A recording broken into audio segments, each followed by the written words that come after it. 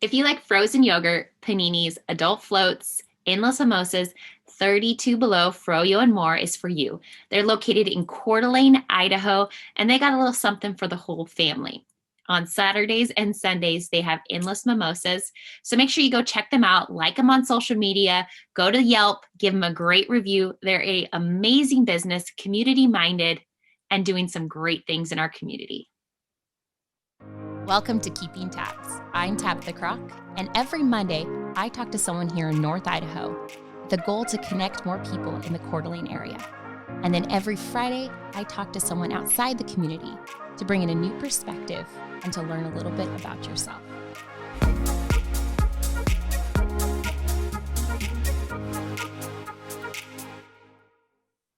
Good morning.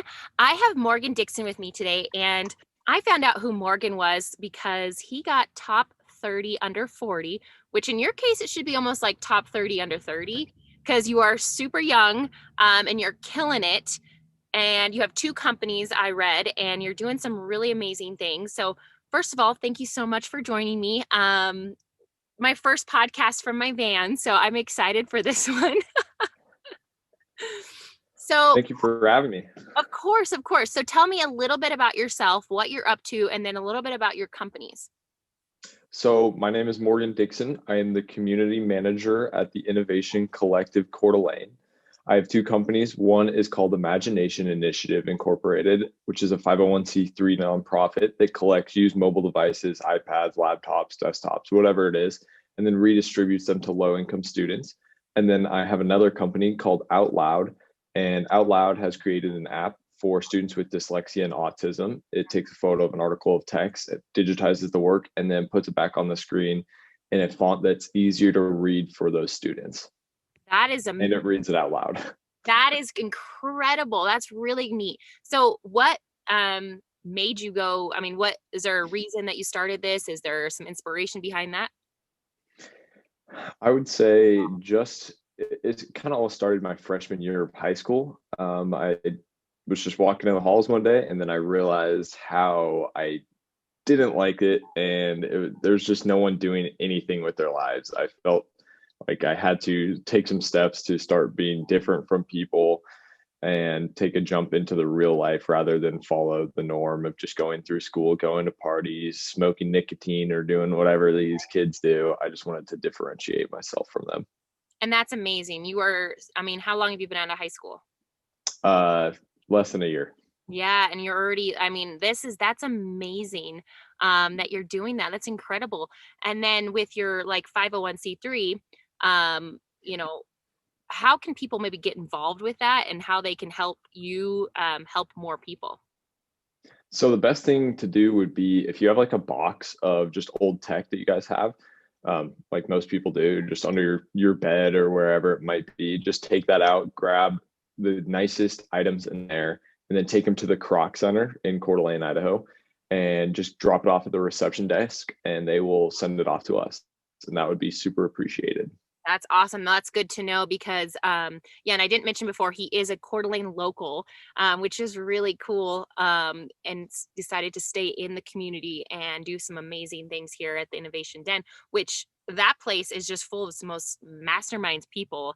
As soon as I start talking to people, I'm like, you're doing what? This is in Coeur d'Alene? The tech community and the imagination and the incredible things, apps, cool stuff that there's happening in this beautiful building in downtown Coeur d'Alene. Oh yeah, it's insane how many amazing people there are, and now we have actual famous people in there. It's just keeps growing and growing. It's amazing. Well, I saw that. I was actually at dinner with a friend, and some guy walked by, and she's like, "I think he was on the Disney Channel," and I was like, "The what?" And then I was in the Innovation Den having a meeting, and I was like, "That's the same guy. He's in here," and he was working, partnering with people. This is incredible. Yes, and he's a super nice. His whole family is incredibly nice, and they just want to help out wherever. Went to lunch with his brother. It's just amazing how nice these people actually are. And Coeur d'Alene seems to hate people from California, but we need more of these people. They're so nice, and they fit all the. I swear they live there their entire lives. That's how nice they are. That is amazing. That's so true too. And I meet people, and I'm like, "Oh, so where are you guys from?" They're like, California. I'm like, Yeah. no, you're here for a good reason. If you're gonna Yep. contribute to our community and make it better, Yep. that's one thing. Oh yeah. Yeah. It's there's so many people moving here this year. It's absolutely insane. It's really awesome to meet all of them, and they all fit really well in this community. They're all super nice. It's been an amazing time for just introducing myself to a whole array of people and adding diversity to this town. So it's been amazing. So are you planning on sticking around here for a while and being involved with the community? Do you have dreams and goals, future goals of things you want to do? And I mean, you've got your whole life ahead of you. You got lots of opportunity, is there you have goals and plans? So I am a current NIC student and I am studying computer science. So I know that I'll be in Coeur d'Alene for at least 4 years because I'm doing NIC and then the U of I computer science program in the den itself. So I'll be working and going to school in the exact same building. I'd literally just have to walk out a door and then I'm back to work. So I'll be here for at least 4 years. After that, I'm not entirely sure. We'll see where life takes me. But yeah, I guess. That's great to be open to that opportunity. And that is so incredible. And I think if anything, COVID has taught us that we can be like more flexible like that. Like like Oh you said, yeah. you go from classroom to work within a few steps. Oh yeah, absolutely. I think it's going to be a real change to the way college is taught and prices of college, especially because people who go to ASU versus me who goes to a public school and just a public college, we are literally getting the exact same education, same program. The only difference is who our Zoom teacher is. And my guess is there's not a crazy difference between the quality of teachers and the information that they're being taught because it's all a curriculum. So somebody's paying $40,000 a year for the exact same education I'm getting for $4,000 a year. It's so funny. And it's so true too. I think we're learning a lot. COVID has brought us into the light of many things, and that's one of them. So I mean, you're out there killing it. You're starting your own company. You're helping people that can't get the technology that they, necessarily need or can help them better their lives. What inspires you to be your best self? The other people that are around me, that's the biggest thing. I see all these people doing crazy stuff, and I'm like, oh goodness, I got to compete with them. And so I just keep going because they're still going. And I think that's one of the amazing things about the Innovation Collective Den is that we surround ourselves with other people who are super inspiring. And I think we're all really competitive, whether we say that or not. And everyone's competing against each other to do the best and coolest thing. So Yeah.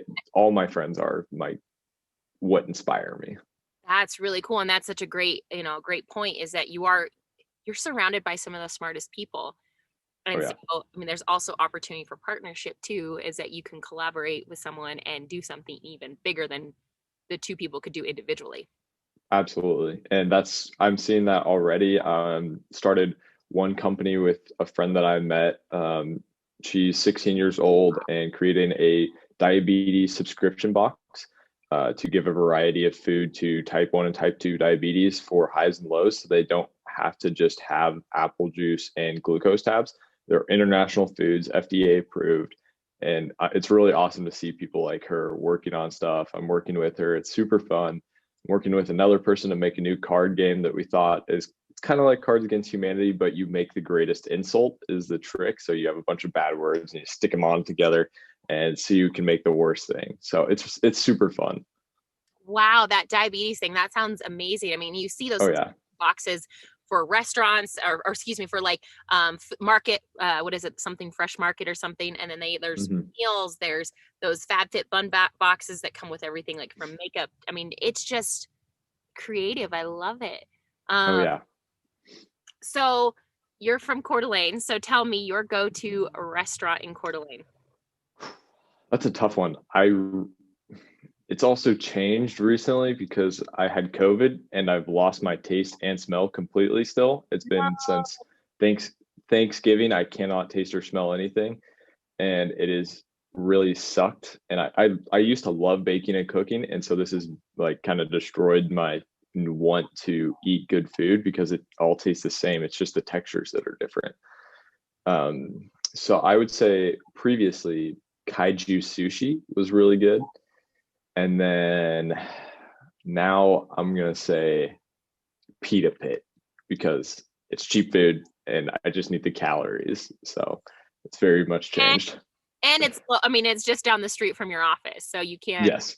you can't go wrong. Pita Pit is one of my, because I work on Sherman as well, and Hmm. so one of my favorite places is Pita Pit because they also give a Sherman discounts if you work, I think, Yep. downtown. Yeah, so I always love going there as well. Um, so outside of changing the world, helping people, and obviously right now you said cooking and baking has been a hobby. Is there anything outside of those things that you're like hobbies, things that you love to do? It's honestly working with my friends to help them start businesses or just going to help anyone with any part of their business. We're kind of getting a little team together of people who want to help other people build businesses just as a side hustle, just for fun. It's just a really fun, inspiring thing to do. So my hobby is just more work. Hey, I mean, that's what people say is if you're doing something you really absolutely love, it is not work. It's like hobby, something that you Yep. love. And Yeah. Oh yeah. nothing wrong with that. So I know you're super young and you still have lots of mistakes to make as we all do as we, even as you get older and people make mistakes. But is there a life lesson that you have learned the hard way? Just work. Just do it. My dad is a landscape architect, so he was like, "Oh, here, I need you to go work and do some landscaping at this person's house or this person's house," and I really, really hated that, and so that's why I started business, just doing business stuff because I hated doing yard work, and it was the worst thing. But it taught me how to work, so I guess that was the struggle that I went through. It's so true too sometimes, and that's the worst. I mean, sometimes we just it's so easy, but it's like that extra work and it's like just get it Yep. done and then you'll be Hmm. so much happier. Yeah.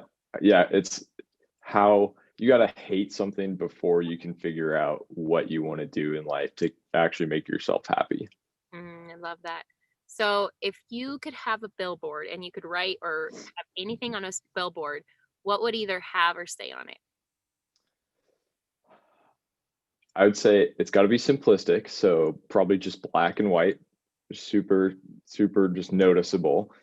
And then it would either have just one word that says work, or it would have my name on it, either self promotion or just have people look at it and be like, what? That doesn't make any sense. Why does it just say work? Just something that makes people think and have to look something up afterwards. It's super noticeable, either self promotion or something kind of inspiring, but also makes people wonder. Yeah, and you could do both. You could have that and then your at symbol for your Instagram, Facebook, or whatever Yep. you're at so that people can go to. Yep. I know, and I've seen those. Have you seen those things for phones that like have like a little it's a little spot and then it's like a business card, you tap someone else's phone? I've been wanting to get one of those and it has all of your LinkedIn, Facebook, Instagram. I'm Hmm. like, man, that would be fantastic to have. So then everyone has Yeah. all your website stuff. Yeah. And I think they have a bracelet too. It's called like Link or something like that. And so you can just like, it's just RFID, I think it is, or something like that. You just walk up and tag it, and then you have all their information. That's very, very handy. And I know I because don't, I'm always yeah. like, oh, you can find all of this at this thing, but then if you Mhm. need to go over here, so it'd be nice to be like, this is all my information. Yeah, I think I'm wondering if it's going to be a good idea or not because you have to have both the bracelet or the app to actually make it useful. And so if I only had one of those, it doesn't work very well. And so you'd only have a small market of people who actually fit in that group that would make it work. So then you're like, hey, can you download this app so that I can give you all my Yep. information? Good point. See, I'm Yep. glad I talked to you. The techie guy. He's smart. Is there something you wish you knew before, starting your career within the Innovation Den? Yes, buy Bitcoin. And I don't know if you know who Eric Finman is, but he's like the teenage Bitcoin millionaire. He was on a bunch of articles, and I was actually on swim team with him when I was in sixth grade. Really? And the same month that he bought all of his Bitcoin, like 402 of them or 403 of them, he told me and my brother to buy them. They were $14 a piece. And we were like, oh, well, no, I don't. That's kind of weird. Why should I put money into this? Yeah. And so that was the biggest mistake because I could have just thrown in $100 and now I'd have 300 grand in Bitcoin. Oh, ouch. Yeah, Yes. that's well, I just watched something on Barstool Sports. I follow all of their stuff like on social media. Hmm. And someone said something about Bitcoin and someone like forgot their password. Did you hear about Oh, I don't know if it's the same person, but last night on my way home from work, I was listening to NPR and somebody lost the password to 7,800 Bitcoin. Yeah, it was Is th incredible. Like, 300 million. yes, that's what it was. And I was like, wait, what? Yep. You forgot your password and so he can't get in to Mhm. get his money. Yep. That's like the Yeah. scariest thing. That would be the worst. That'd give me so much depression. You're like, right, here's my little ledger or whatever wallet with $300 million on it, and I just can't quite get it. Exactly, exactly. Um, so do you have someone that you look up to? I mean, some people say like, who's your hero? Who do you look up to most? Is there someone in your life that is kind of that person? Not specifically in town, but this is going to be cliche, but Elon Musk. Mm, Elon Musk is always doing crazy things, and I saw a tweet of his. Somebody commented like, "Oh, you're the richest man in the world now," and he's like, "Oh, cool, back to work." It's like that's just how you do it. You just got to it get is, back to work. and I don't think it's cliche at all. I think, especially in your industry, I think that's super. That's a great thing to be inspired to inspire to be someone like him, where you're Yeah. doing something that people are like, what is this guy doing? Oh, he's making a lot of Yep. money doing these crazy things. Hmm.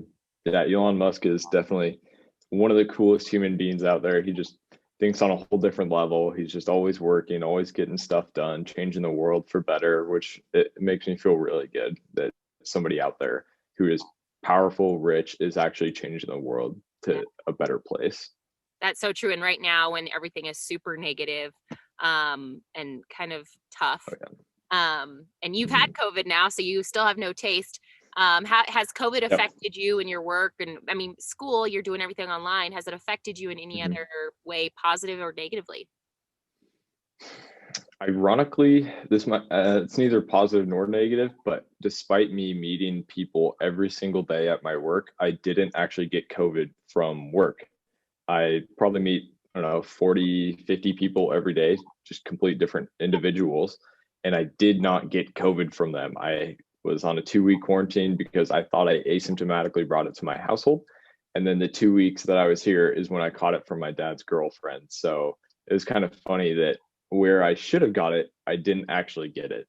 I thought that was kind of weird. Well, and that's the craziest thing with this virus. You don't know. You have no idea. Yeah. Like you could, do everything perfectly and then it Mhm. still finds a way into your home or into you. Yep. And then there's people that are like, whatever happens, like you just don't know. And that's the Mhm. craziest piece of that.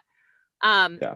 so I know you're top 30 under 40, which is a super great honor. And one of the questions I know is, which I want to know of yours, is what is your personal mission statement? Hmm. That's a hard one. I would say it's not really a good one, but I'd say just change the world, actually change the world.